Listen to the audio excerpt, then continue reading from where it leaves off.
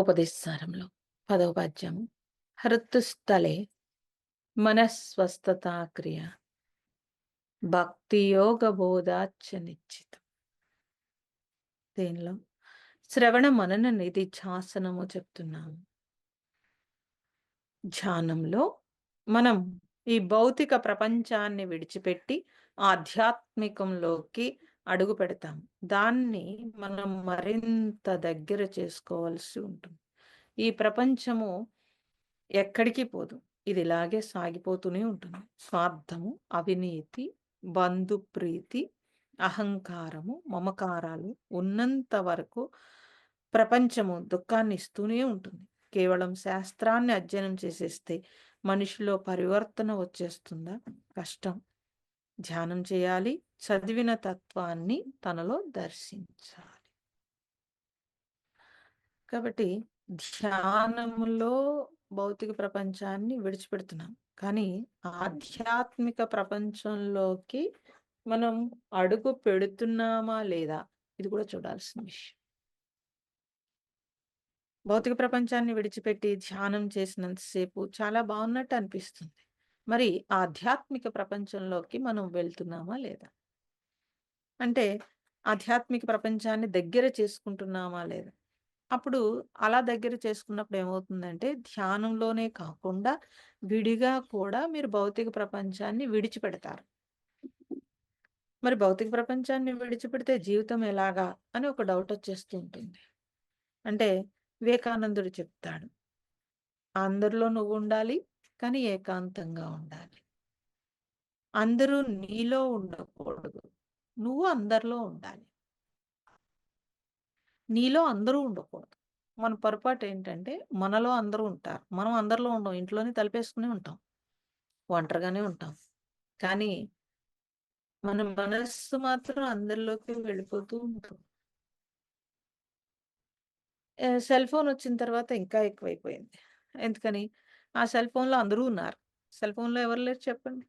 నాకు కావాల్సిన వాళ్ళు బంధువులు లేకపోవచ్చు. కానీ ఉన్నారా లేదా? అందరూ ఉన్నారు. సెల్ ఫోన్‌లో అందరూ ఉన్నారు. మరి దాంతోటే మన జీవితము.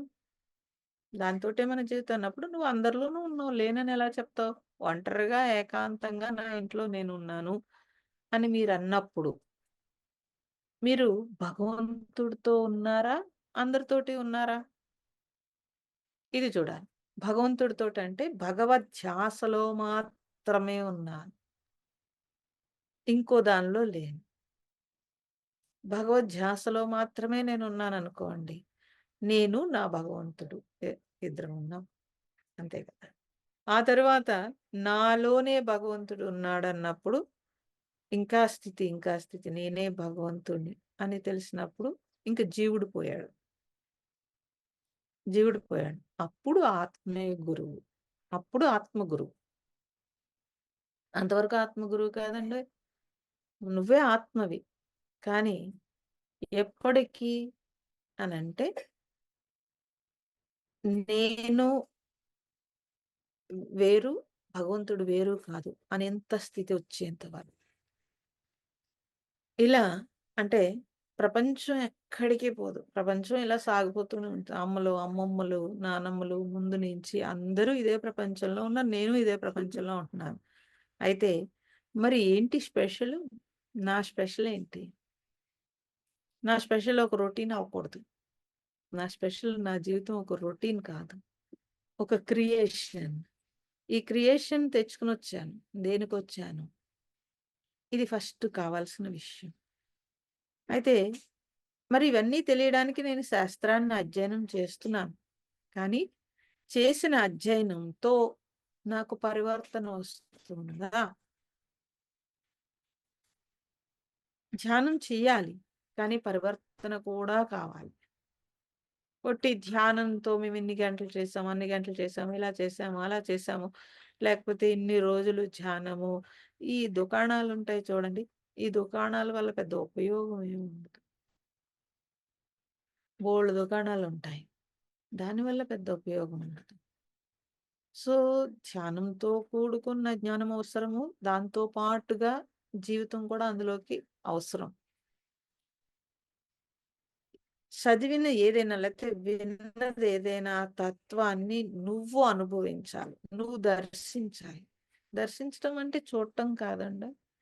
మీ జీవితంలోకి అన్వయించుకోవడానికి నీ నీ సొంతం కావాలి. ఇది చాలా సార్లు చెప్పాను. ఆ! ఒకాయన వేదాంతం చదువుతూ ఓ సందేహాన్ని వెలిబుచ్చాడు. అయ్యా! సర్వం కల్విదం బ్రహ్మ అని శాస్త్రం చెప్తోంది. బాగుంది. నాకర్థమైంది. కానీ మా బావమరిది పరమ దుష్టుడు. వాడు కూడా బ్రహ్మయేనా అనడిగాడు.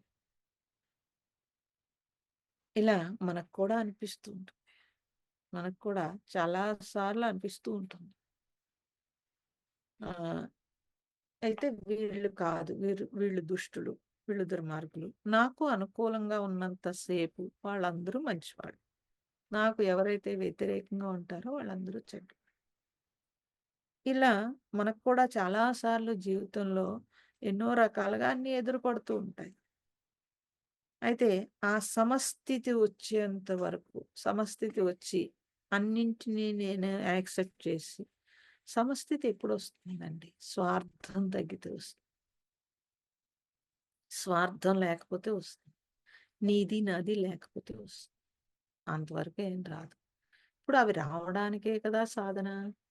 అవి రావడానికే స్పిరిచ్యువల్. స్పిరిచ్యువల్ అంటే మళ్ళీ ప్రత్యేకంగా అనుకున్నారు కనుక. సో, ఈ జర్నీ అంతా అది రావడానికే. మరదెప్పుడొస్తుంది అని నన్నడగకూడదు. మీరు ప్రయత్నం కదా! ఈ శ్రవణమంతా కూడా ఆ ప్రయత్నంలోకి వచ్చేసేయాలి. వచ్చినప్పుడు ఏమవుతుంది? ఎప్పుడైతే స్వార్థం లేదో సమస్థితి ఆటోమేటిక్‌గా వస్తే అప్పుడు అంతటా ఉన్నది చైతన్యము అని యాక్సెప్ట్ చేయగలుగుతాం తప్పించి, ఇప్పుడు యాక్సెప్ట్ చేయాలంటే అంత ఈజీ కాదు. అయితే అలా యాక్సెప్ట్ చేయాలి అని కూడా తెలీదు. అలా ఎందుకు అలా యాక్సెప్ట్ చేయడం అవసరం ఏముందండి? అంటే అలాంటి సమస్థితొస్తే గాని నిన్ను ఈ ప్రకృతి తీసుకోదు. ఈ ప్రకృతి నిన్ను మోసుకెళ్ళి భగవంతుడి దగ్గరికి అప్పచెప్పాలి. ఈ పంచభూతాల్లో నువ్వు కలవగలిగితే, పంచభూతాల్లో నిన్ను కలుపుకోగలిగితే అప్పుడు కదా నువ్వు ఈశ్వరుని చేరుకోవాలి. జనాలు అలా అనుకోరండోయ్! చాలా మంచి పనులు చేసేసి, అది చేసి, ఇది చేసి నేను చనిపోగానే డైరెక్ట్‌గా దేవుడి దగ్గరికెళ్ళిపోతానని అనుకుంటాడు. ఓకే. మంచి పనులు నీకు పుణ్యము. కాదనట్లేదు. కానీ జ్ఞానం ఏంటంటే బంధ విమోచనం. ఆ బంధ విమోచనంలోకి మనం వెళ్ళగలగాలి. అయితే అందుకని ఈ రకమైన ఆటంకాలు అంటే ఏ రకమైన ఆటంకాలు అన్నప్పుడు మరి నేను బ్రహ్మ అన్నప్పుడు మనస్సు కల్పిస్తూ ఉంటుంది. ఈ ఆటంకాలన్నీ ఎవరు చెప్తున్నారు? నిజంగా నేను పోనీలే పాపం ఆడు మంచోడే అని అనుకున్న వెంటనే మనస్సు చూసావా అప్పుడెప్పుడు నిన్ను తిట్టాడు కదా! అది గుర్తుకొస్తుంది. అప్పుడెప్పుడో నిన్ను కష్టపెట్టాడు. అది గుర్తుకొస్తుంది. అప్పుడెప్పుడో నిన్ను బాధ పెట్టాడు. అది గుర్తుకొస్తుంది. ఇవన్నీ ఎవరు గుర్తు చేస్తున్నారు? మనస్సు రిసీవ్ చేసుకోవడం, రికార్డ్ చేసుకోవడం, రిపీట్ చేయటం. దాని లక్షణం అది. ఓకే. ఈ కంటి ద్వారా అందుకే కంటికి దగ్గరగా మనస్సుంటుంది కాబట్టి కళ్ళు మూసేసుకుంటే కొంత మనస్సు డ్రాప్ అవుతుంది. సో, కంటికి దగ్గరగా మనస్సుంటుంది. కంటి ద్వారా రిసీవ్ చేసుకుంటుంది. చేసుకున్న దాన్ని రికార్డ్ చేస్తుంది. క్యాప్చర్ చేస్తుంది. రిలీజ్ చేస్తుంది. ఆ! ఈ లక్షణం మనస్సుది అని తెలిసినప్పుడు నేను మనస్సా? నేను మనస్సుని కాదు. నేను మనస్సుని కాదు. మీరు మనస్సు కాదని ఎలా అంటున్నారు అనంటే, నా మనస్సు అంటున్నారు. నేను మనస్సు అని మీరు అనట్లేదు. నా మనస్సు అంటున్నారు. అంటే నేనున్నానింకా. మనస్సనేది నాకొక సెపరేట్ సెక్షన్ అది. ఓకే.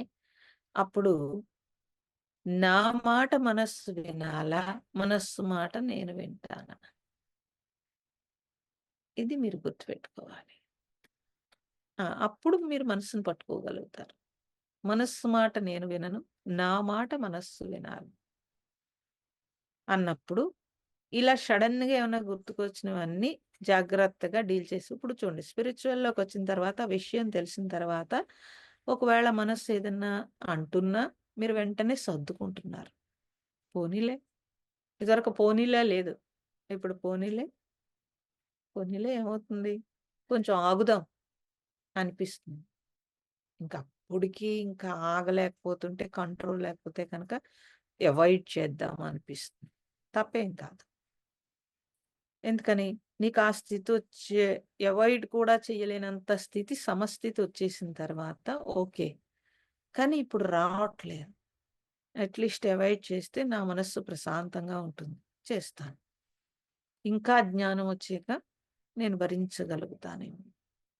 ఇలా ప్రతి దాంట్లోనూ స్టేజెస్ ఉంటాయి. ఆ స్టేజెస్‌లో సాధనా బలం కావాలి. ఆ సాధనా బలం ఉండాలి. సాధనా బలం ఉంటే ఏమవుతుందనంటే తప్పనిసరిగా సాధనా బలంతో జయించగలుగుతారు. దాంతో జయించగలుగుతారు. ఈలోగా మనం జయించాలంటే అంత ఈజీ ఏం కాదండి. అందుకోసం సాధన. ఎందుకోసము? నా మనస్సుని నేను కంట్రోల్ అరే! ఎందుకోసమో భగవంతుడి కోసం కాదా సాధన? అరే! ముందు మనస్సుని కంట్రోల్ చేయకుండా ఎక్కడ భగవంతుడి మీద కూర్చోబెట్టగలుగుతావు అసలు నువ్వు ముందు? ముందు మనస్సుని కంట్రోల్ చేయకుండా భగవంతుడి దగ్గర కూర్చోలేకపోతున్నాం కదండీ! కూర్చున్న కొద్దిసేపు కూడా కుదురులేదు. కుదురు రావట్లేదు కదా! మరి ఈ కుదురెప్పుడొస్తుంది? అంటే నీ మనస్సుని నువ్వు కంట్రోల్ చేసే స్థితి వచ్చినప్పుడు మాత్రమే వస్తుంది. అందుకు ఇక్కడ ఆటంకాలన్నీ మనస్సు కల్పిస్తున్నప్పుడు మరి ధ్యానం ద్వారా ఏమవుతుంది? ధ్యానం ద్వారా మనస్సుకి ముందు ఏకాగ్రత వస్తుంది. అంటే ఏకాగ్రత అంటే కొంచెం స్థిరము అని అర్థం. దాన్నే శుద్ధం అని కూడా అంటారు. సో, స్థిరమొస్తుంది. ఓంకారంతో శుద్ధి కూడా వస్తుంది. అయితే అలా స్థిరమైనప్పుడు కొంత శుద్ధి అయి అవుతుంది కాబట్టి, ఆ శుద్ధమైన మనస్సులో ఈ చెప్పింది ఎక్కుతుంది. లేకపోతే వెళ్ళదండి. అందుకే ధ్యానం చేయించి క్లాస్ చెప్తాను. ఎందుకని? కొంచెము ధ్యానంలో మీరేం చేశారు? ప్రశాంతంగా ఉన్నారు. ఓంకారంతో కొంత శుద్ధి అయింది. అప్పుడు కొంచెం తత్వం చెప్పినా కొంచెం కూల్‌గా వినగలుగుతారు. లేకపోతే ఎక్కడ వింటారండి? మీరు చూడండి. ఎవ్వరు లేకుండా మీరొక్కరే ఒంటరిగా పూజ చేసుకుంటున్నారనుకోండి. ఏ పని లేదు. ఎవ్వరు లేరు. ఒంటరిగా పూజ చేసుకుంటున్నారనుకోండి. మనస్సు ప్రశాంతంగా ఉంటుంది. ఒకవేళ ఏదైనా డిస్టర్బ్ వచ్చినా మనస్సులో మళ్ళీ మీరు బ్యాక్ తెచ్చేయగలరు. ఇంట్లో అందరూ ఉన్నారు. బోలెడు పనుంది. అప్పుడు మీరు పూజ చేస్తున్నారు. మీరెలా ఉంటారు? ఇటు పరుగు, అటు పరుగు. ఆ పూజ మమ అనిపిస్తారు. మమ అనిపిస్తారు. దాన్ని పూజ అనరు. యాంత్రికమైన మమ అంటారు. గమనిస్తే మీకు తెలిసిపోతూ ఉంటుంది. ధ్యానం అలా కాదు. ధ్యానం ఏంటంటే, మనస్సు ఎప్పటికప్పుడు ప్రశాంతత వస్తుంది కాబట్టి, మీరు ఎంత గందరగోళంలో ఉన్నారు, వచ్చి కూర్చున్నారు. కుదరకపోవచ్చు, కుదరకపోవచ్చు. కానీ, అయినా సరే కూర్చున్నారు. ఎంతో కొంత పీసొచ్చి బయటికి లెగుస్తారు. అందుకు దానికంటే ఇది ఉత్తమం అనేది అందుకు చెప్పారు. అంతేగాని ఇది హైయెస్ట్, అది లోయెస్ట్ అని ఎవరు చెప్పలేదు. ఓకే. కాబట్టి మనస్సులో ధ్యానం ద్వారా తత్వము వెళ్లి విరుస్తుంది. అందరిని ప్రేమించటము అనే ధ్యానం ఒకటుంది. మీరు వ్యతిరేకించే వ్యక్తి అంటే ఇప్పుడు శత్రువు అన్నప్పుడు శత్రువు ఎక్కడున్నాడు? లోపలున్నాడు. లోపలుంటాడు శత్రువు. బయటుండడండోయ్! కాదు ఈ మనిషి లేకపోతే ఈ ఈ ఇది నాకు శత్రువు అని మీరేదైతే అనుకుంటున్నారో అది ఇప్పుడు అనుకుంటారు. భవిష్యత్తులో అది నెమ్మదిగా కరిగిపోతుంది. అత్తగారు ఇప్పుడు శత్రువండి. ఆ భవిష్యత్తులో పోన్లే పాపం ఆవిడేదో లేతే ఆవిడెళ్ళిపోయిందనుకోండి. ఆవిడ ఎగిరిపోయింది ఫోటోలోకి. అప్పుడైనా మా అత్తగారు మంచిదని మీరే చెప్తారు. చెప్పకుండా ఉండరు. లేదు. పోనీ చెప్పరు. పోనీ చెడ్డదనే చెప్తున్నారు. కానీ ఈ ఉద్రేకం ఉండదు కదా మనకి. ఈ ఉద్రేకం ఉండదు. ఎదురుగుండా ఉన్నారు. రోజు బోలెడు ఉద్రేకం వస్తుంది. దూరంగా ఉన్నారు. ఎంతో కొంత ప్రేమొస్తుంది. అంటే ఏమైంది? ఆ లోపల ఆ శత్రుత్వం నెమ్మదించింది. నెమ్మదించింది. మళ్ళీ వచ్చినప్పుడు వాళ్ళతో ఉన్నప్పుడు చాలా బాగున్నట్టుంటది. మీకు బాగా ఎక్స్‌పీరియన్స్. ఎందుకనంటే దూరంగా ఉన్నప్పుడు ప్రేమగా ఉన్నట్టుంటారు. ఓ నెలో ఎంతో వచ్చారనుకోండి. కొత్తలో చాలా చూస్తారు. వాళ్ళు మీరు కూడా చాలా బాగా మీరు తెచ్చిన గిఫ్ట్లు ఇచ్చో, లేతే వాళ్ళు వండి పెట్టినయి తినో అన్నీ చూస్తారు. ఇంట్లో ఏదో, ఏదో వస్తది సంఘటనో, లేకపోతే ఏవో ఆస్తుల దగ్గరో, లేతే వస్తువుల దగ్గరో ఏదో వచ్చిందనుకోండి. అక్కడి నుంచి స్టార్టు మొత్తం. వచ్చేసేటప్పుడు నేను చెప్పానా, "ఏమీ మారలేదు మీ అమ్మ అసల" అనే పరిస్థితి రాకుండా ఉండదు. ఒకవేళ వాళ్ళతో అన్నా అనకపోయినా మనకనిపిస్తుంది. హమ్మయ్య! మీరు ఇక్కడ ఉండట్లేదు కాబట్టి, హమ్మయ్య! పర్వాలేదు మళ్ళీ ఎప్పుడో వస్తాం. అప్పటి వరకు ఈవిడ మొహం చూస్తామా ఏంటి? అనిపించేయొచ్చు గాక. అలా అనిపిస్తుంది. అదే ఇక్కడున్న వాళ్ళకైతే మాత్రం తప్పనిసరిగా అది రొటీన్. అది రొటీన్ అయిపోతూ ఉంటుంది. ఇది జీవితంలో మనం చూసినప్పుడు మనకి తెలుస్తూ ఉంటుంది. ఇప్పుడు అప్పుడేమవుతుంది? ఆల్రెడీ శత్రుత్వం కొంత పోగొట్టుకొని, కొంచెం పోనీలే ప్రేమిద్దామని ట్రై చేశాం. కానీ వాళ్ళకో, మనకో ఏదో లెగిసింది. లేవకుండా ఉండదు. మళ్ళీ 2 శత్రుత్వాలు లెగుస్తాయి. లెగిసినప్పుడు ఆ ఘర్షణొస్తుంది. మళ్ళీ కొద్ది రోజులు పోతే అది డౌన్ అయిపోతుంది. ఇప్పుడు శత్రువు బయటున్నాడా? లోపలున్నాడా? ఒకవేళ ఆవిడ ఫోటోలోకెళ్ళిపోయారు. ఎళ్ళిపోతే ఒక శత్రుత్వమే ఉంది మనకి. రెండో శత్రుత్వం లేదు. ఫోటోలోకెళ్ళిపోయిన తర్వాత ఇంకెవరితో దెబ్బలాడగలుగుతామండి? ఏదో మనం బాధపడిన విషయాలు చర్చించుకుంటామేమో కానీ, గొడవ పెట్టుకోవడానికి ఇంకెవరు ఉండరు. అవ్వదు కూడా. ఒకవేళ ఆ విషయం మీద భర్తని దెప్పడానికి కూడా అవకాశం ఉండదు. ఇంకా అక్కడి నుంచి దెప్పితే వాళ్ళ అమ్మ మీద అసలే ఫోటోలోకెళ్ళిపోయిన అమ్మ మీద దెప్పుతోందని ఒళ్ళుమంటూ ఉంటుంది కాబట్టి, మనం ఏదో కొద్దిగా పాపం మీ అమ్మ చాలా మంచిదంటే మురిసిపోతాడు కాబట్టి, ఆ మురిసిపోయే మాటలు చెప్పి మనం గూడా ఓ డ్రామా చేసేస్తాం. ఆ! ఇవన్నీ మన లైఫ్‌లో జరిగినవే. ఇక్కడ చూస్తే గనక మనం ఆ క్లారిటీ లేదు, ఆ నిజాయితీ లేదు. కాబట్టి ఇలా బిహేవ్ చేస్తున్నాం. ఆ క్లారిటీ, ఆ నిజాయితీ వచ్చిందనుకోండి, అలా బిహేవ్ చేయం. ఒరిజినల్‌గా బిహేవ్ చేస్తాం. ఇలా ప్రతి దాంట్లోనూ మనం దేన్నైతే ప్రేమిస్తున్నామో దాని మీద ఫోకస్ పెట్టగలుగుతాం. దేన్నైతే ప్రేమించట్లేదో దాని మీద ఒక వ్యతిరేకతలో మనస్సు ఘర్షణ. మీరు ప్రేమించేటప్పుడు మనస్సు లేవట్లేదు. మీరు గమనిస్తే ప్రేమించేవాడికి ఒక కప్పు కాఫీ ఎక్స్‌ట్రా ఇస్తాం. మనస్సు లేవదు. ప్రేమించకపోతే ఒక కప్పు కాఫీ అడిగితే లోపల చాలా చిరాకుగా ఉంటుంది. అంటే ఎందుకు? మనస్సు ఆ ముందువి, ఆ వెనక్కివి ఏవో తీసుకొనొచ్చింది. చిరాకుగా ఉంటుంది. అందుకని ఇప్పుడు అవతల వాడిని ప్రేమించాలా, ప్రేమించొద్దా అనేది పక్కన పెట్టేయండి. నా మనస్సు లేవకుండా నేను చూసుకోవాలా? వద్దా? ఇది తీసుకోవాలి. నా మనస్సు లేవకుండా నేను చూసుకోవాల్సి ఉంది. మరి నా మనస్సు లేవకుండా ఉండాలంటే నేనేం చేయాలి? ఇంక అవతల వాడి మీద కంప్లెయింట్ కాదు. అవసరమైతే తగ్గుతాను. నా మనస్సు నా సాధన కోసం. నా సాధన కోసం. అవసరమైతే తగ్గుతాను. నేను నా ఎక్స్‌పీరియన్స్‌లో చెప్తాను. చాలామంది చాలా రకాలుగా డబ్బులు దోచేయాలి అని అనుకునేవారు. అప్పుడు ఇదివరకైతే తెలియక ఇచ్చేసేవాళ్ళు. తర్వాత తెలుస్తోంది. విషయం తెలుస్తోంది. దోచేస్తున్నాడని బాగా అర్థమైపోతోంది. మరేం చేయాలి? ఫైటింగ్ చేయాలా? కుటుంబంలో అయితే ఫైటింగ్ చేయలేం. బయటోడితో అయితే ఫైటింగ్ చేసి దూరంగా వచ్చేస్తాం. ఇంట్లో వాళ్ళతో ఫైటింగ్ చేయలేం కదండీ! చేయలేనప్పుడు అక్కడే ఉండాలి. అక్కడే ఉండాలి. వాళ్ళతోటే కలిసుండాలి. ఇచ్చేస్తేనేమో వీడు ఎలాంటోడని తెలుస్తాంది. ఇవ్వకపోతేనేమో వాళ్ళు మన మనస్సు విపరీతంగా నలుపుతారు. ఆ మాటలు అవి ఇవన్నీ. అప్పుడు నా సాధనకి ఈ థాట్ ఆటంకమొస్తుంది. నా ధ్యానానికి థాట్ ఆటంకమొస్తుంది. అందుకని అదే మనీ ఇచ్చేస్తే కనుక అవతల వాడికి మనీ ఇచ్చేసామనుకోండి. వాడు ముందు సాటిస్ఫై అయిపోయి మన జోలికి రాడు. మరి మనీ నష్టం కదండీ! అనంటే నాకు ధ్యానం ఇంపార్టెంట్. ప్రయారిటీ అంటారు అందుకే. జీవితంలో ప్రయారిటీలు. అలా టోటల్ పోగొట్టేసుకొని నిలబడ్డ రోజులున్నాయి. మళ్ళీ రోడ్డు మీదకొచ్చేసే రోజులు అలా పోగొట్టేసుకొని.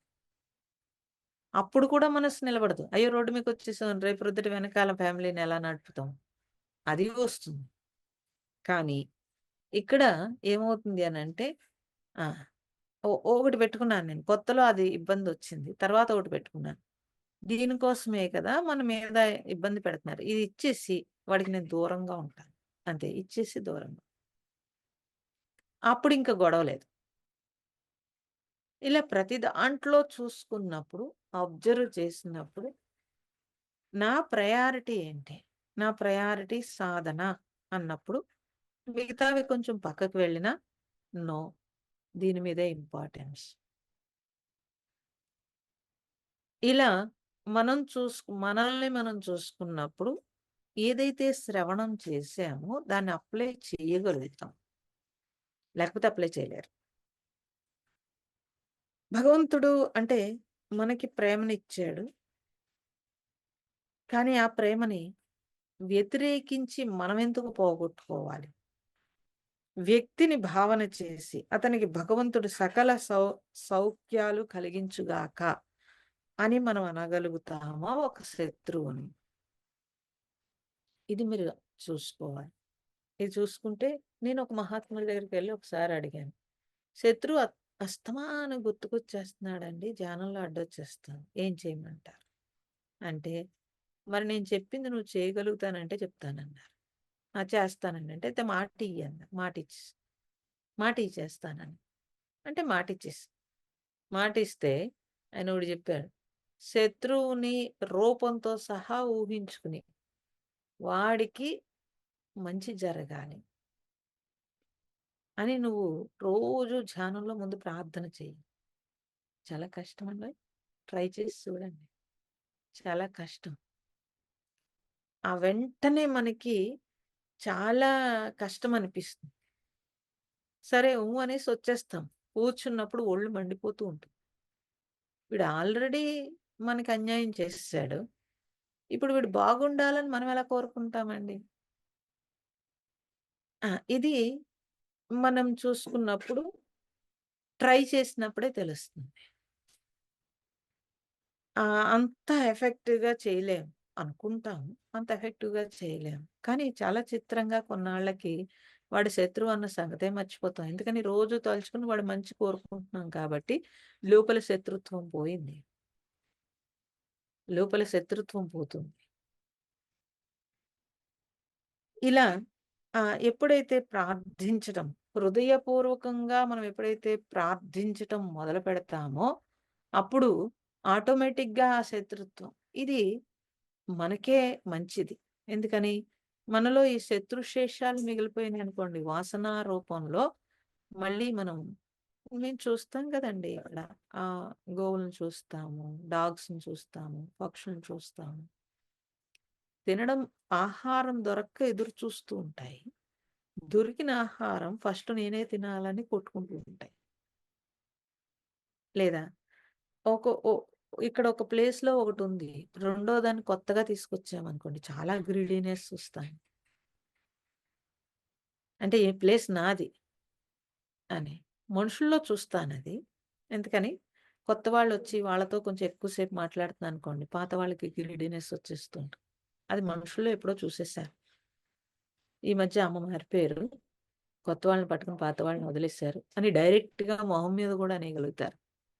ఇవన్నీ ఫేస్ చేశాను. వీటిల్లో కూడా చూస్తున్నాను నేను. వాటిల్లో అరే! ఆవు సాధు జంతువు కదా! దాంట్లో ఉంటుందా? అని అనుకున్నాను నేను ఒకప్పుడు.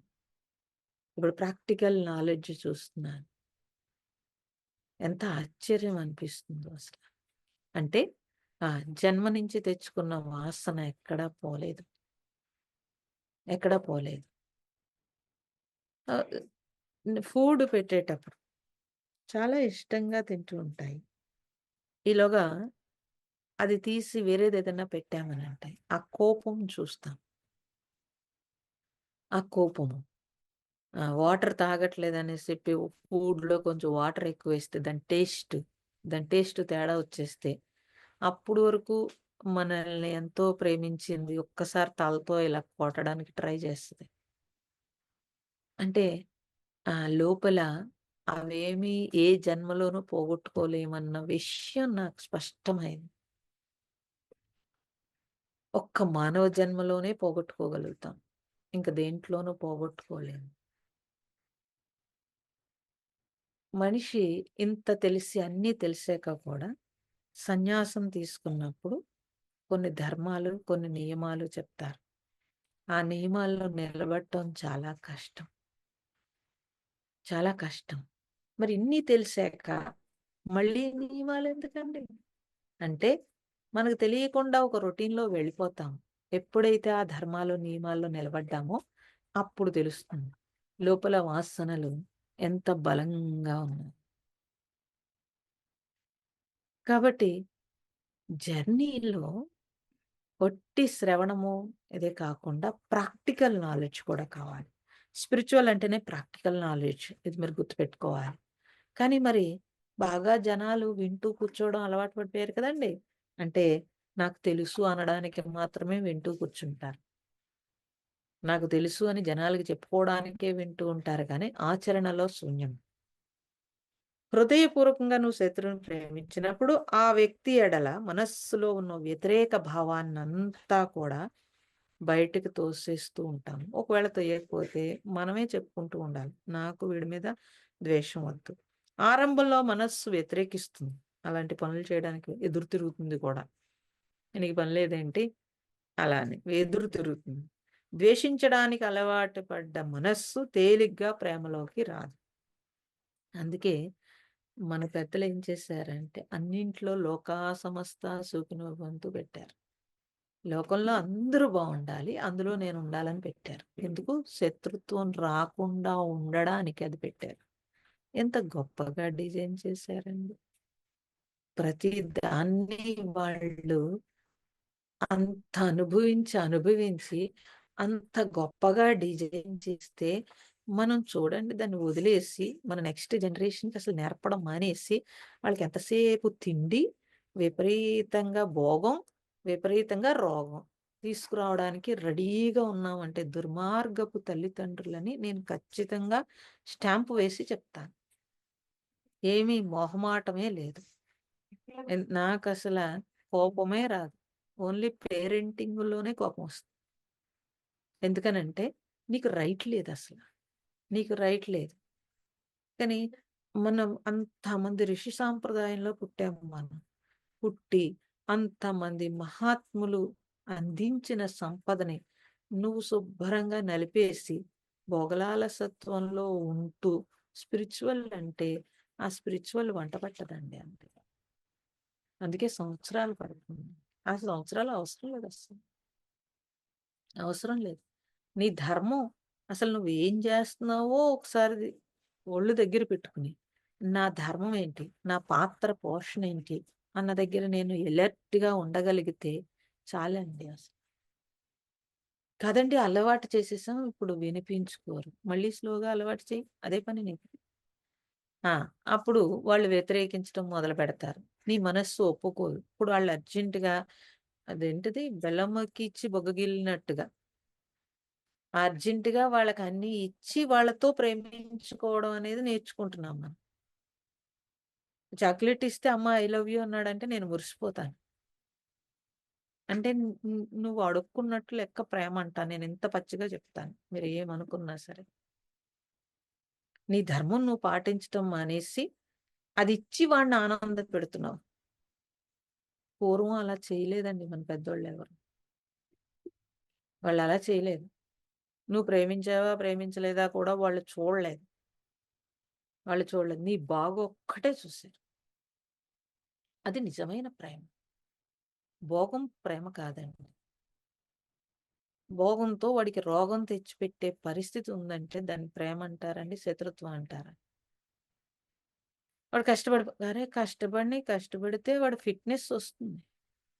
ఇప్పుడు కష్టపెట్టం మానేసి కాళ్ళ దగ్గరికన్నీ అమర్చేసి, రేపొద్దున నువ్వు జిమ్‌కెళ్ళు, యోగాకెళ్ళు అని మనమే మళ్ళీ డబ్బులు కట్టి, మళ్ళీ తోసి ఆ బద్ధకాన్ని పోగొట్టడానికి హమ్మయ్య! అనుకుని మరి నువ్వు సంపాదించిన సంపాదన దాన్ని సొసైటీలో నువ్వు అందుకున్న ఆటిలకి తిరిగి రిటర్న్ ఇవ్వకపోతే గనక ఏదో వంకన డబ్బులెళ్ళిపోవాలండి. ఏం మన దగ్గర ఆగదు లక్ష్మీదేవి. ఏదో వంకన వెళ్ళిపోతుంది. లేతే రోగం రూపంలో వెళ్ళిపోతుంది. అది తప్పేం కాదు అది. ఎందుకంటే నువ్వు స్వయం కృతాపరాధం అది. ఇప్పుడు గిరిజనులు, లేకపోతే అటు అడవుల్లో, లేకపోతే వర్కింగ్ క్లాస్ చూస్తున్నామండి. వాళ్ళెవరు రోగాలకి లేకపోతే ఇన్ని రకాల వేస్ట్‌లు, డబ్బులు ఉండవు. వాళ్ళ దగ్గర డబ్బే ఉండదు అసల. వాళ్ళంతా లేదు. ఆ భూమిపుత్రులుగా ఉంటారు. లేకపోతే పంచభూతాల మీద జీవిస్తూ ఉంటారు. సంతోషంగా జీవిస్తారు. తృప్తిగా జీవిస్తారు. ఈ పూటకి ఇది దొరికితే చాలు అన్నంత ఎదురు చూసి అది దొరికినప్పుడు తృప్తిగా తిని సుఖంగా నిద్రపోతారు. మనం అన్నింటి మధ్యలో కూర్చొని తృప్తి లేదు చూడండి. మనస్సు ఎలా లెగుస్తోంది, ఎన్ని రకాలు లెగుస్తోంది అది చూస్తే మనకు తెలిసిపోతుంటుంది. కాబట్టి వ్యతిరేక భావాన్నంతా తోసివేయాలి. ఆరంభంలో మనసు వ్యతిరేకిస్తుంది. అయితే ఎదురు తిరుగుతుంది. ద్వేషించడానికి అలవాటు పడ్డ మనస్సు ఏదైతే ఉంటుందో అది అంత తేలిగ్గా ప్రేమలోకి రాదు. అయితే అందుకే ప్రేమని మనం ఆశించకుండా, మనం ప్రేమించటము అనేది మొదలుపెడితే అది అందరిని ప్రేమించాలి. నాట్ ఓన్లీ ఒక్కొక్కళ్ళని కాదు. ప్రేమించటం అనేది మొదలుపెడితే కనుక అసలు ఇన్ని పనులు చేయక్కర్లేదండి. చాలా తేలిగ్గా మనస్సు లొంగిపోతుంది. కానీ ఇక్కడ ఈ విధంగా మనం ధ్యానం చేసినట్లయితే ఎలాగా అవతల వాడిని ప్రేమించటం అంటే ద్వేషించకుండా వాళ్ళు బావుండాలని కోరుకుంటే, ఆ ద్వేష భావం నుండి మనకి విముక్తి కలుగుతుంది. ద్వేషరహితమైన మనస్సు అంటే ద్వేషం లేకుండా ఉన్న మనస్సు ఏదైతే ఉంటుందో, దాంట్లో స్వేచ్ఛ ఉంటుంది. గొప్ప స్వాతంత్రం ఉంటుంది. ఎందుకని? కోపంతో ఊగిపోతున్నారనుకోండి స్వాతంత్రం ఏంటండి? మీ కోపం మీ నర్వస్ సిస్టమ్ మీద దెబ్బతీస్తుంది. పార్ట్‌ల మీద దెబ్బతీస్తుంది. ఇంట్లో మనుషులని దూరం చేస్తుంది. ఇన్నున్నాయి. కాబట్టి మనస్సు గింజుకుంటూ ఉంటుంది. ఇప్పుడే కాదు. మళ్ళీ ఆ కోపంలో మీరన్న మాటలు, వాళ్ళన్న మాటలు అవన్నీ ఆ మనస్సు మోసి, మోసి దానికొక బరువు. అవన్నీ కలిసి మళ్ళీ మీదకొస్తాయి. అవన్నీ కలిసి ఎప్పుడో ఒకసారి మీకు ఆ ఉద్రేకము, లేకపోతే తలుచుకున్నప్పుడల్లా చిరాకు, ఇవన్నీ ఉండనే ఉంటాయి లైఫ్‌లో. ఈ ఈ లైఫ్‌లో ఇవన్నీ పెట్టు కూర్చుని మనమేమి లైఫ్‌ని అనుభవిస్తామండి? కూడు తింటాము, గాబరాగా తింటాము. బట్టలు వేసుకుంటాము, గాబరాగా వేసుకుంటాము. ఎవరి దగ్గరో వస్తారు చుట్టాలో, ఫ్రెండ్సో వాళ్ళకి ఎంతసేపు గాబరా గాబరాగా గబగబా ఇయి పెట్టేద్దామా, అయి పెట్టేద్దామా, ఈటిల్లో చేసేద్దామా, అయి చేసేద్దామా అసలు వాళ్ళని ఎంజాయ్ చేసే పరిస్థితి ఉండదు. ఇలా పెట్టొద్దని నేను చెప్పట్లేదు. కానీ మళ్ళీ అక్కడ ఒక గాబరాతో చేయకుండా ప్రశాంతంగా చేయగలిగితే వాళ్ళు, మీరు ప్రశాంతంగా ఎంజాయ్ చేయగలుగుతారు. లైఫ్‌లో ఈ శాంతికి, ప్రశాంతతకి ఇంపార్టెన్స్ ఇచ్చిన వాడు ఆరోగ్యంగా ఉంటాడు, ఆనందంగా జీవిస్తాడు. ఆ పీస్‌కి మనం ఇంపార్టెన్స్ ఇవ్వాల్సిందే. అవసరమైతే మిగతావన్నీ పక్కన పాడేసైనా సరే పీస్‌కి ఇంపార్టెన్స్ ఇవ్వాలి అంటాను నేను. అందుకని మీ టైమ్ అంటూ పెట్టుకోండి అంటున్నాను. ఆ టైంలో మీ ధ్యానము ఎగ్గొట్టకుండా చేసే పరిస్థితి. ఇలా మనము మనస్సులో ఒక స్వాతంత్రానికొస్తే ఇతరుల ఎడల ద్వేషాన్ని లేకుండా ఒకవేళ ఇతరుల ఎడల ద్వేషం తెచ్చుకుంటే కనుక మనస్సులో నిలుపుకుంటే అది కూడా పెద్ద బంధం. దాన్ని తొయ్యడానికి చాలా టైం పడుతుంది. ఒకవేళ ఒకవేళ తోసేసిన తర్వాత మళ్ళీ మనకి వాళ్ళ మీద ఎక్కువ ప్రేమ పుట్టేస్తుంది. గిన్నెలో యాసిడ్ పోసి పెట్టి కూర్చున్నారనుకోండి.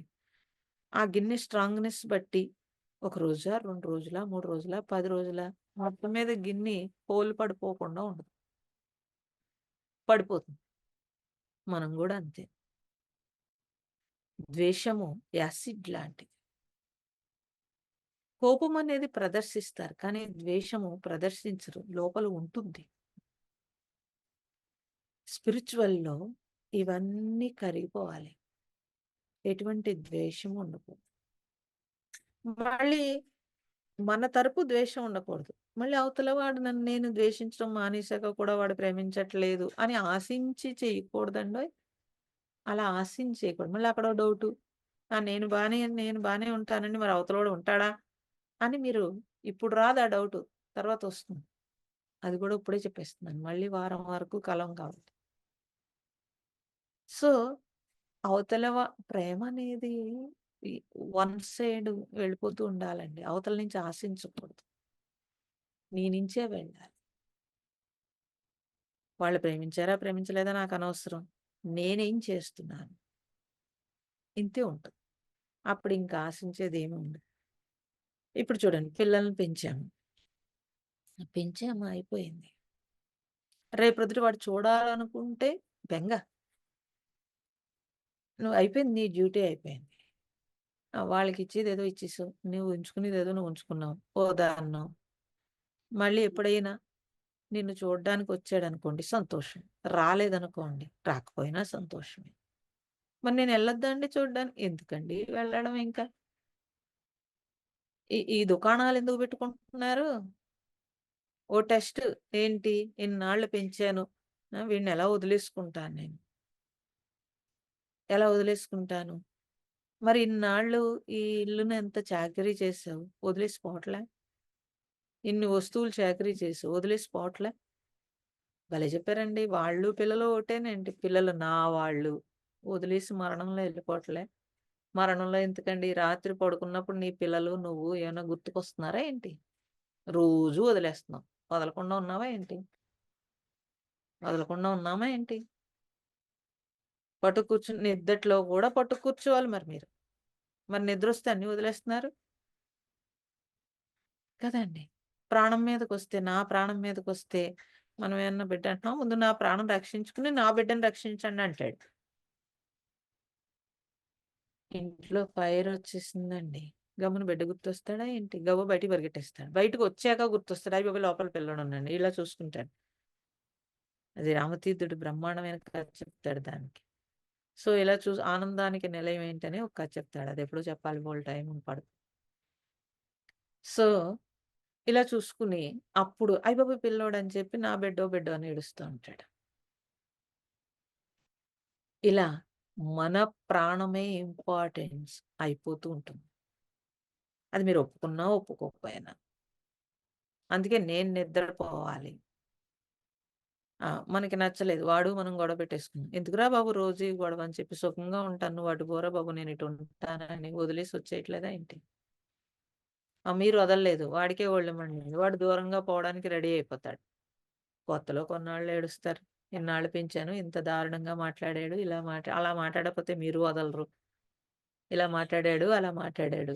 లేకపోతే ఓ ట్రాన్స్‌ఫర్ పెట్టుకొని పోయాడు. అది అది తెలీదు. అది నైస్‌గా ఉంటుంది. అది చాలా నైస్‌గా ఉంటుంది. ఉద్యోగం వదిలేస్తాడేంటి తల్లిదండ్రుల కోసం? పోనీ ఉద్యోగం వదిలేసి ఊళ్ళో ఏదో చిన్నది చేసుకుంటానమ్మా అని అంటాడా ఏంటి? అస్సలనడు. వాడి ప్రయారిటీ వాడికుంది. మరి మన ప్రయారిటీ ఏంటి? నీ ప్రయారిటీ ఏంటి? ఫస్ట్ అది తెలుసుకోవాల్సుంది. నేను చెప్పనండోయ్ మీ ప్రయారిటీ ఏంటో. మీరే తెలుసుకోవాలి. నా ప్రయారిటీ ఏంటి? ఈ క్లాస్ అయిపోయాక రోజంతా ఆలోచించుకోండి. అంటే ఇప్పుడు పడుకుంటారు. రేపు, రేపు. ఇప్పుడు నేను చెప్పినా, ఎవరు చెప్పినా ఇప్పుడు నిద్ర మానేసి అస్సలు ఆలోచించరు. శుభ్రంగా నిద్రపోతారు. రేపు మళ్ళీ మర్చిపోతే మర్చిపోవచ్చు. ఒకవేళ గుర్తుంటే కనుక ఆలోచించండి. నీ ప్రయారిటీ ఏంటి? సో, అలాగే ఎలా అయితే గిన్నెలో యాసిడ్ పోస్తే ఎన్ని స్ట్రాంగ్‌నెస్‌ని బట్టి అది ఓ రోజు, 2 రోజులు, 3 రోజుల్లో సిల్లు పడిపోతుందో, హృదయం విషయంలో కూడా అంతే. నీ స్ట్రాంగ్‌నెస్‌ని బట్టి.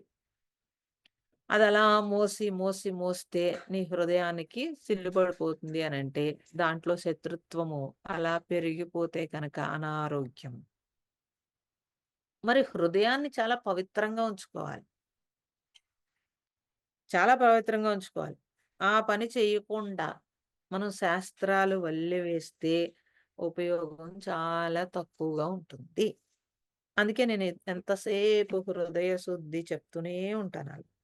అంతఃకరణ శుద్ధి కోసమే కదా నిష్కామ కర్మలు ఇవన్నీ కూడా. ఆ హృదయ శుద్ధి. ఎప్పుడైతే నువ్వు అలాంటి హృదయ శుద్ధి చేస్తావో, అప్పుడు సర్వం కల్విదం బ్రహ్మ అనే గంభీరమైన విషయాన్ని మీకు తెలుస్తుంది. లేదా సర్వం కల్విదం బ్రహ్మ అని నాలాంటి వాళ్ళు చెప్పేసి, నేనలా లేననుకోండి, నేను ఉపన్యాసకర్తనవుతాను. ఎందుకని? మీకు జెప్తాను. మీరందరూ పుష్పక విమానం మీద భగవంతుడి దగ్గరికి వెళ్తూ ఉంటే, నేనిలా కింద నుంచి అలా చూసి, అర్రే! నా బతుకిలా అయిపోయిందేంటి? నేను పాఠం చెప్తే వీళ్ళు పాటించి హాయిగా స్వర్గానికి పోతున్నారు. నేను పాటించకుండా పాఠం ఒకటే చెప్పానని జెప్పి చూడాల్సుంటుంది. కాబట్టి నువ్వు ఆచరించినప్పుడు కనీసం నీకు 90% రైట్ ఉంటుంది కాబట్టి ఒక స్ట్రాంగ్ నీకు ఉంటుంది. అవతల వాడికి వస్తుంది. సర్వం కలిదం బ్రహ్మ అనేది అనుభవం మాత్రమే. అది పాఠం కాదు. సో, తత్వమసి అదే నువ్వన్నది కూడా అనుభవం రావాలి. అహం బ్రహ్మాస్మి అన్న, సర్వం కలిదం బ్రహ్మ అన్న ఇవన్నీ వేదవాక్యాలు. ఇవి వల్లివేయడానికి కాదు. వల్లివేయటానికి కాదు. అవి అనుభవంలోకి తెచ్చుకోవడానికి. ఆచరించడానికి. అంత వేదాలు ఇంతంత లావు గ్రంథాలు కదండీ! ఉపనిషత్తులవి ఇంతంత ఉంటాయి కదా! అన్ని గ్రంథాల నుంచి 4 పాయింట్లు ఎందుకు తీసుకున్నారు వాళ్ళు? ఆ! సర్వం కల్విదం బ్రహ్మ, అయమాత్మ బ్రహ్మ అన్న, అహం బ్రహ్మాస్మి అన్న, తత్వమసి అన్న, ఏది అన్నా సరే దాంట్లో వాళ్ళు టోటల్ సారము చెప్పేసారు.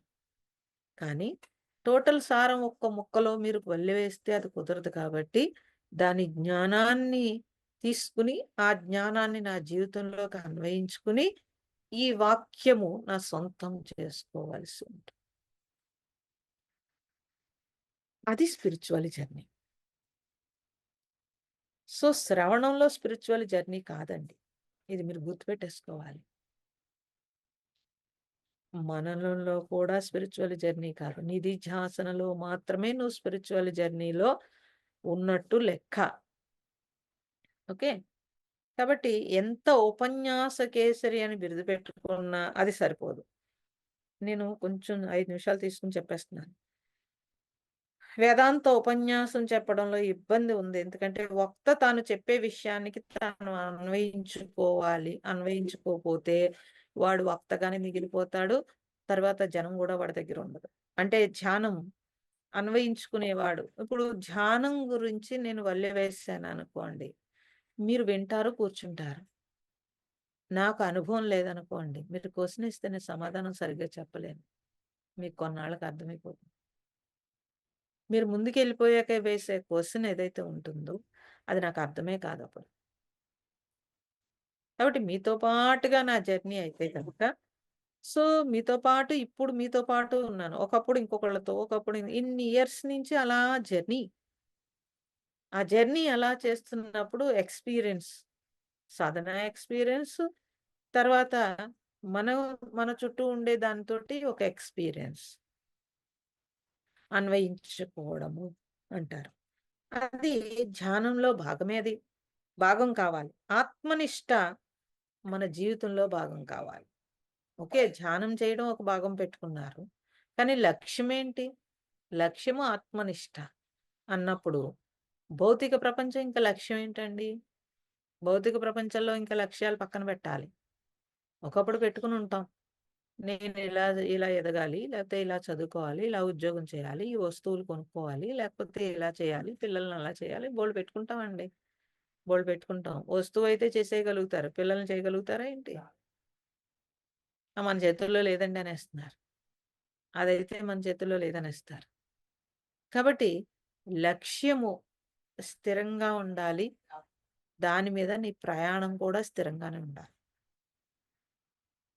ఆ! ఆత్మనిష్ట మన జీవితంలో భాగం కావాలి. హృదయ కుహర మధ్యే కేవల కైవల్యం బ్రహ్మ మాత్రం హృదయాకాశంలో పరబ్రహ్మ ఆత్మ చైతన్య రూపంగా ప్రకాశిస్తున్నాడు అన్నప్పుడు మరి జీవుడు మాట ఏంటి? మరి హృదయం వంక చూస్తే హృదయంలో ఆత్మ ఉందంటున్నారు. దాంతో నా జర్నీ అంటున్నారు. మరి దాని వంక చూస్తే సర్వం అక్కడే ఉందంటున్నారు. మరి ఈ జీవుడు, ఈ పోషణ, ఈ గోల దీని మాటేంటి అనిపిస్తుంది. పోషణకి మీరసలు కష్టపడక్కర్లేదండోయ్! భోగానికైతే కష్టపడాలి కానీ, ప్రతి ప్రాణి పోషణ ఇక్కడ అమర్చి ఉంది. మీకొక్కరికే కాదు. ప్రతి ప్రాణికి భూమి మీద భగవంతుడు పోషణ అమర్చుంచాడు. మనం కష్టపడేది, మనం సంపాదించేది, మనం పరుగు పెట్టేది ఒట్టి భోగానికి తప్పించి ఇంక దేనికి కాదు. పోషణకు పరుగు పెడుతున్నామా ఏంటి? పోషణకి ఎవరు పరుగు పెట్టాల్సిన అవసరం లేదు. నువ్వు అటు ఇటు తిరిగితే ఎక్కడో ఏ చెట్టు మీదో ఏ కాయో, లేతే ఏ భూమిలోనో ఏ దుంపో, లేతే ఏదోకటి దొరక్కపోదు. పోషణ కోసం అయితే కాదు ఇదంతా. జీవుడు, జీవుడు నేనిలా ఉండాలి అనుకున్నాడు. ఎలా ఉండాలి? అనేక రకాలుగా ఎవడి బుద్ధికి ఏది తోసిందో అలా ఉండాలనుకున్నాడు. దానికి తగ్గట్టుగా పెంచుకుంటూ పోయాడు. మరి ఇందులోనే ఈ జీవుల్లోనే 2000 వచ్చినోళ్ళు బతుకుతారు, 10,000 వచ్చినోళ్ళు బతుకుతారు, 50,000 వచ్చినోళ్ళు 50,000 వచ్చినోళ్ళు బతుకుతారు, ₹1,00,000 వచ్చినోళ్ళు బతుకుతారు. మరి ఈ 2000 తోటే వీడికి సరిపోతుంటే నీకు 50,000 ఎందుకు సరిపోవట్లేదు? మనుషుల్లోనే చూద్దాం. మనుషుల్లోనే చూద్దాం. మనుషుల్లోనే బతకడానికి ఒక 2000 10,000 తెచ్చుకొని బోలెడంత మంది బతుకుతున్నారు. మనకి 50,000 వచ్చినా, 1,00,000 వచ్చినా మనకు సరిపోవట్లేదు.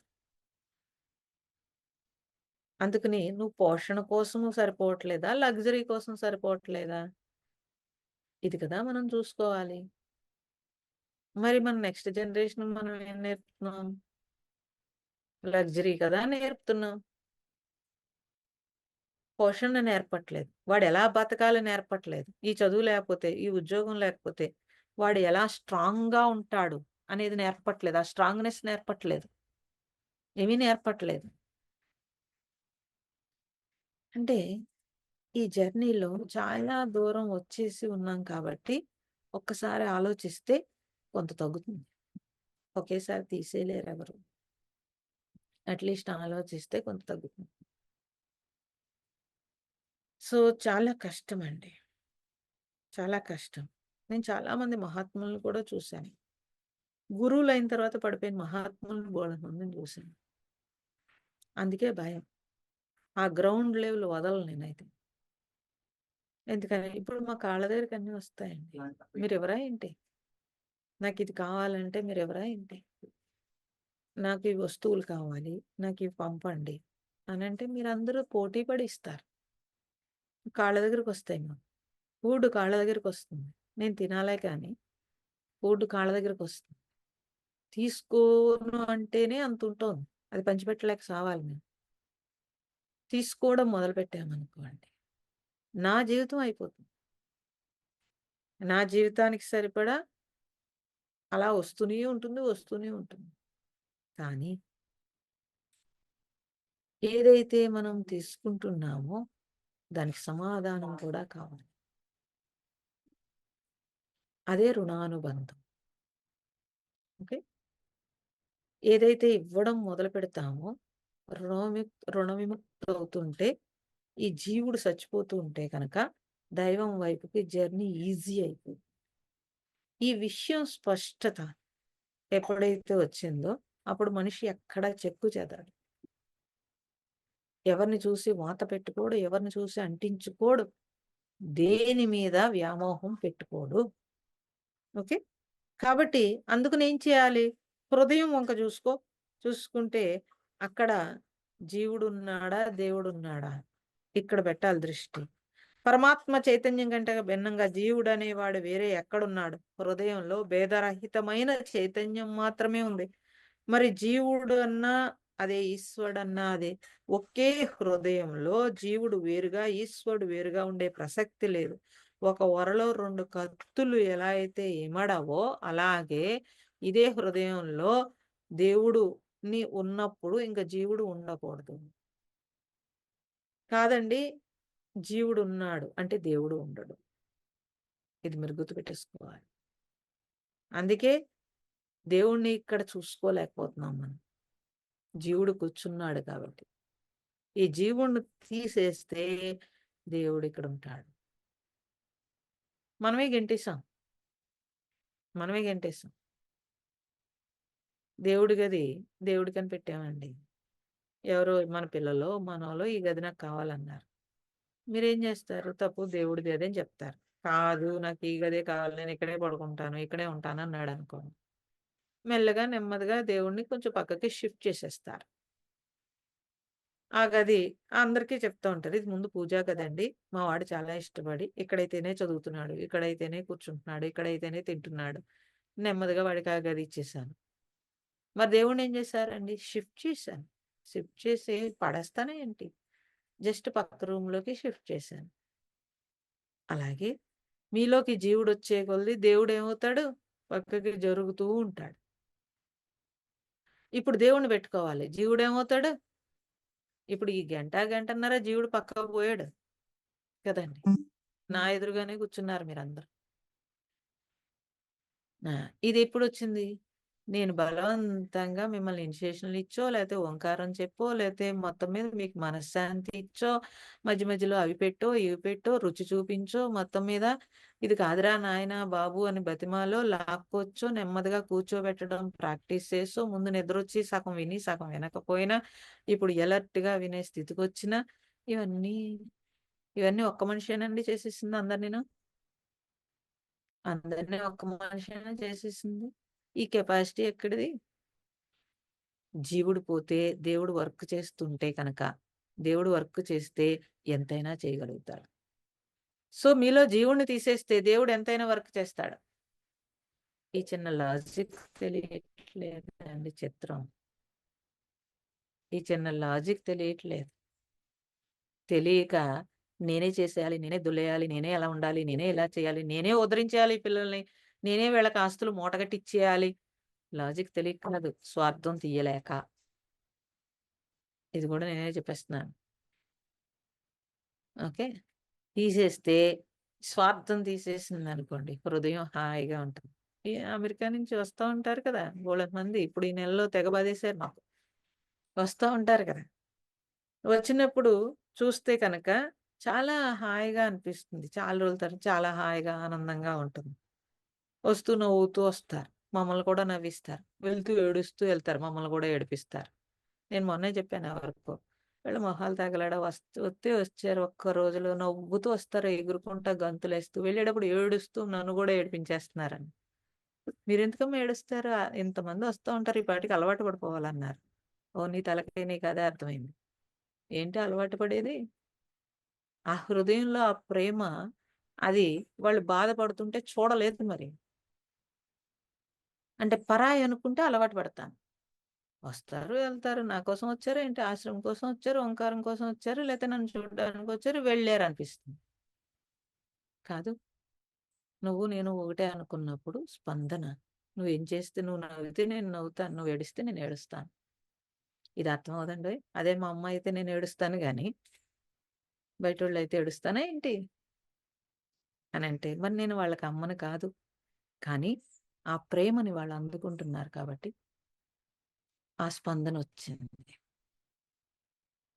పుట్టింటి నుంచి కూడా ఏడవరేమో! ఇక్కడి నుంచి మాత్రం ఏడుస్తూ ఎళ్తారందరూ. మరెందుకు ఏడుస్తున్నారు? అనంటే, ఆ స్వచ్ఛత ఈ ప్లేస్‌లో ఆ స్వచ్ఛత ఉన్నప్పుడు అది హాయి తాకుతుంది. అది హాయి తాకుతుంది. అంటే, ఆ హృదయంలో ఆ ప్రేమ ఉంది వాళ్ళకి. అది టచ్ అయింది. నేనేమంటానంటే, దాన్ని పోగొట్టేసుకోకండి, రాయిల్లా అయిపోకండి స్వార్థంతోటి అంటా. హృదయ కుహర మధ్య కేవల కైవల్యం అన్నప్పుడు ఆ చైతన్యము ఈ జీవుడు పక్కకు పోతే నీకు తెలుస్తాడు. అప్పుడు జీవుడు వేరు, దేవుడు వేరు కాదు అని అప్పుడు తెలియబడుతుంది. కానీ అయితే 2 కత్తుల్లో ఉన్నప్పుడు ఒక్కటే ఉండదు కాబట్టి దీన్ని తీసేస్తే అది రెడీగా వస్తుంది. ఇది ఎలా అంటే మనస్సుకి అలవాటు చేయాలి. ఘటాకాశం, మహాకాశం వలె జీవుడు ధ్యానంలో ఈశ్వరంలో విలీనమవుతాడు. మనఃకల్పితమైన జీవత్వం యొక్క సారము పరమాత్మయే. మీరు ధ్యానం చేస్తున్నప్పుడు ఒక్కొక్కసారి ఆకాశం కనిపిస్తూ ఉంటుంది కదండీ! అది మనస్సులో ఉండే ఆకాశం. ఓకే. కళ్ళు మూసుకున్నారు. ఎలా చూసారు? లోపల చూసారు ఆకాశాన్ని. కళ్ళు తెరిసారు. బయట ఆకాశం చూసారు. కళ్ళు మూసారు. కళ్ళు మూస్తే కూడా లోపల ఆకాశం ఉంది. కళ్ళు తెరిస్తే బయట ఉంది. అంటే జీవుడు ఎప్పుడైతే లేడో అప్పుడు ఏమైంది? ఈ 2 ఏకమైపోయినాయి. లోపల, బయట. మీ హృదయాకాశాన్ని అలా పట్టుకోగలుగుతారు. ఓకే. అది జీవత్వం యొక్క సారము. అది ఏ పరమాత్మ.